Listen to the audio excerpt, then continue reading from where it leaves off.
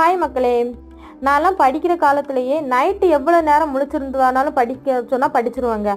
ஆனால் காலையில் எந்திரிச்சு படிக்க சொல்லுவாங்கல்ல, அதான் எனக்கு சுத்தமாக வரவே செய்யாது.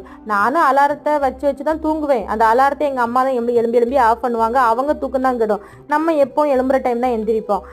அதே மாதிரி தாங்க ஒர்க் பண்ணுற டைம்லேயும் அப்படி தான். காலையில் 5 மணிக்கே எந்திக்கணும். அப்போ தான் கரெக்டாக 6 மணிக்கு பஞ்ச் பண்ண முடியும். இந்த கொடுமையிலேருந்தெல்லாம் எஸ்கேப் ஆகணும்னா கண்டிப்பாக கல்யாணம் பண்ணாதாங்க ரெஸ்ட் எடுக்க முடியும். அப்படி நினச்சிதாங்க நான் எல்லாம் கல்யாணம் பண்ணேன்.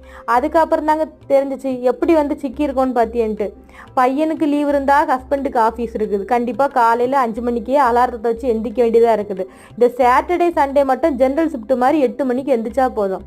இன்னைக்கு என்ன சமைக்கன்னு தெரியாமல் தோசை மாவு வேற காலி. கடைசியில் ஒரு வரகு தோசை மாவு இருந்துச்சு. அதில் கொஞ்சம் கீரை, உருளைக்கிழங்கு, சீரகம், உப்பெல்லாம் போட்டு ஒரு பச்சை தோசை பண்ணி கொடுத்தேன். தோசை டேஸ்ட்டாக தான் இருந்துச்சு. ஆனால் இன்னைக்கு என் பையன் தலையில் கையை வச்சுட்டு உட்காந்துருக்கான் பாருங்க.